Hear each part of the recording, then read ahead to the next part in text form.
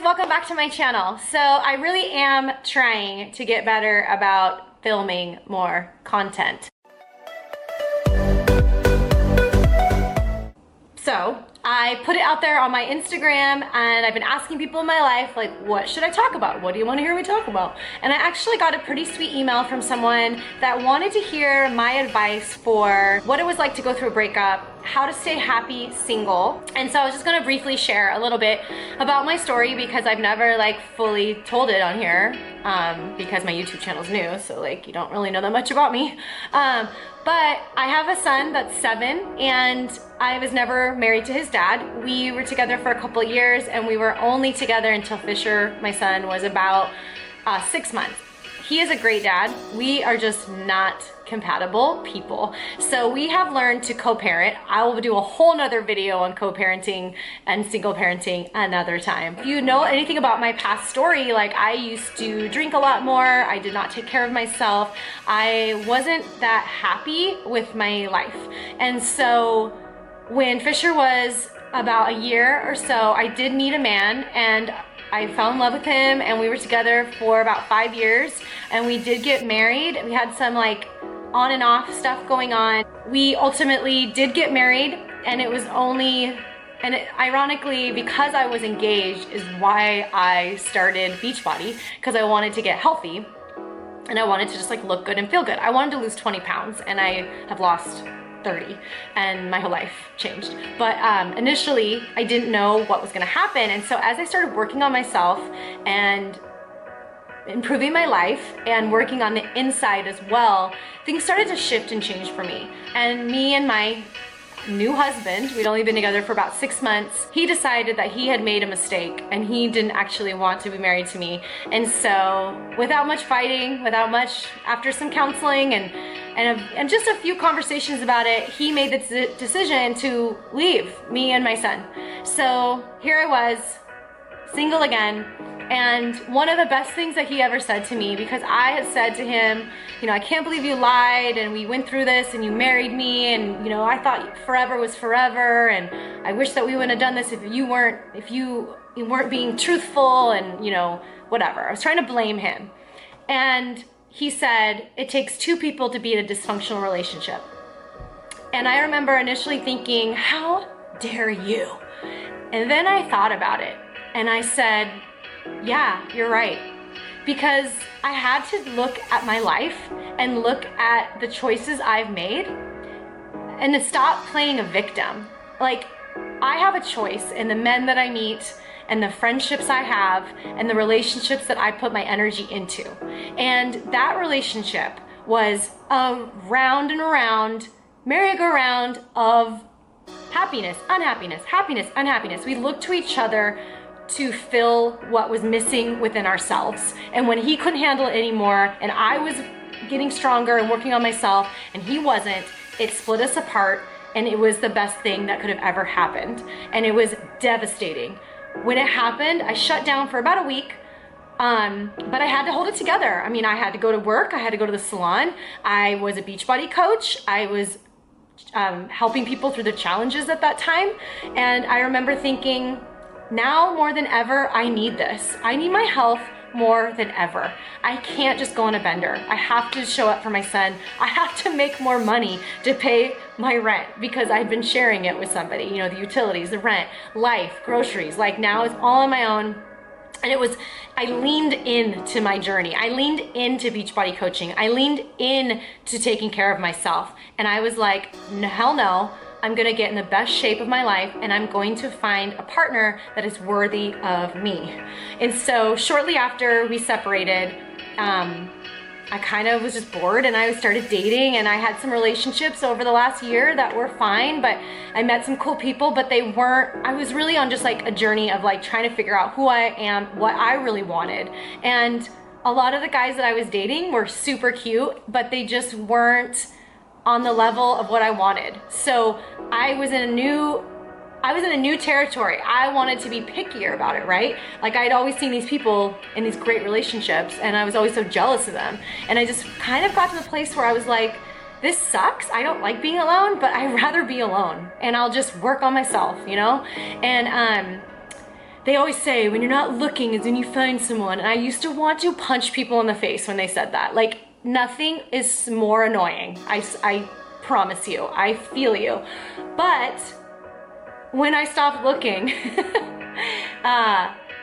it found me. No, but so back in November, so right now we are in July. So back in November, I was still kind of seeing this guy. It wasn't really going anywhere, non-committal type guy.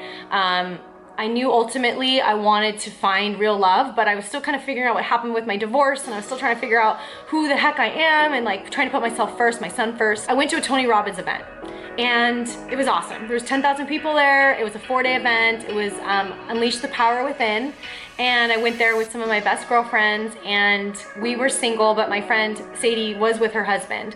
And I was looking around in the room because we were in San Jose, and there was so many attractive men. And I was like, how do I meet a guy like this? I mean, if you look at my track record, I was attracting who I was in the past. I was attracting people that worked at bars, musicians, people that weren't really happy with their lives, people that needed me to parent them, basically a reflection of who I was. I had outgrown that type of person. I had outgrown that. There's nothing wrong with that. It's just that I had outgrown it.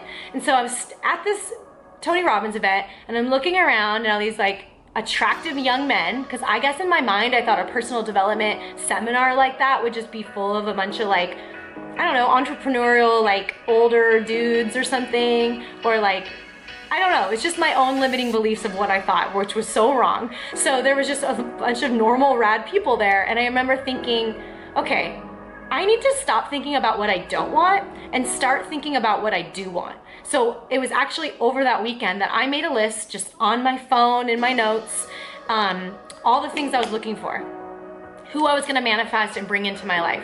Who did I want to attract, and who did I want to be to attract that person? So I got real specific. I mean, everything from I would like them to be taller than me. I would like them to have a good relationship with their mother.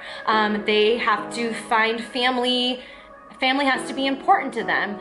They have to care about health and fitness. They have to be happy. They cannot have a problem with drugs or alcohol. The list went on and on. It's very specific. And some of the things I knew when I was writing them, I would vary on, and some of them I knew were deal breakers. And I decided that if they didn't fit the list, they could be my friend, but they couldn't be my partner. And once I made that list, I just had a sense, I just felt better. I just would look at it time to time, and then it just made me feel like I had more of like something I was waiting for, you know, holding out for something more special. And so in January, my friend Linz came to stay with me for a week, and I had gotten some pretty upsetting news from my ex-husband. I will spare you the details. And it's like everything was resurfaced. I thought I had processed the divorce. I hadn't. Everything came to the surface. It was horrible. And I went through, so glad Linz was here, because, and it was very symbolic that it was New Year's. And we went out for New Year's. I got drunk. I said some stupid things to my ex. And that next morning, I made an agreement with myself that I was going to quit drinking for a period of time, because I wanted to attract the person that I wanted in my life. I wanted to be that person, and I wasn't gonna be that person unless I got clear with myself and clear with who I was, and like really crystal clear with my goals and who I wanted to be. And so me and Linz wrote out our intentions for the year, and I talked about what kind of partner I wanted, blah, blah, blah. So that was back in January, and then I went through the winter, and then I met my new boyfriend via Instagram, when I kind of had a feeling, because, you know, through Beachbody and through social media, I have met so many really rad people, and you know, Portland's full of rad people too, but I remember thinking, like, I've met some of my best friends through Beachbody and online. I was like, maybe I'll meet someone through here. You never know. And so I was like open to it, but I didn't think I was gonna meet someone from Minneapolis. And so it started off as just friends, just talking, and then it just grew into more, and it has just felt right. So it's still very new, and I don't wanna like say too much about that, but I will say that he fits a lot of the things on the list, and it's really cool to look back at that and be like, yeah, okay. And if this doesn't work out, I'll be okay, because there's more people like that out there, and our universe has our back. Whatever we are meant to do and be will be, and there's no sense in stressing out about it, because whatever is going to happen is going to happen. So all we have to do is work on ourselves, be the best person that we can be, make sure that our needs are being met, and that our intentions are clear, and that we are genuine and honest and transparent. And so that's all I can do. And I'm trying to put as much love and effort as I can into this relationship, long distance, while holding on to who I am, because that is so important, and making sure that my son is loved and supported and feels supported no matter what. And then we'll see what happens. And the beauty is, we just don't know. And if one door closes, another one opens. You know, 2 years ago, if you had asked me, I thought I'd be married to my ex still. I thought we'd have more children together. I thought that my life would look a lot different. And even though it felt like my life was ending there for a minute, it wasn't. And it just, more time brings you the next opportunity. So that's basically my story and how I got through a hard time. You need to just remember that you deserve love, and that you do not have to settle, and that you just need to make sure that you are the person that you would want to date, and treat them with the respect that you would want to be treated with. And that's my advice. All right, thanks so much for watching, you guys. If you like this video, give it a thumbs up, make sure you subscribe, and I'll see you next time. Bye.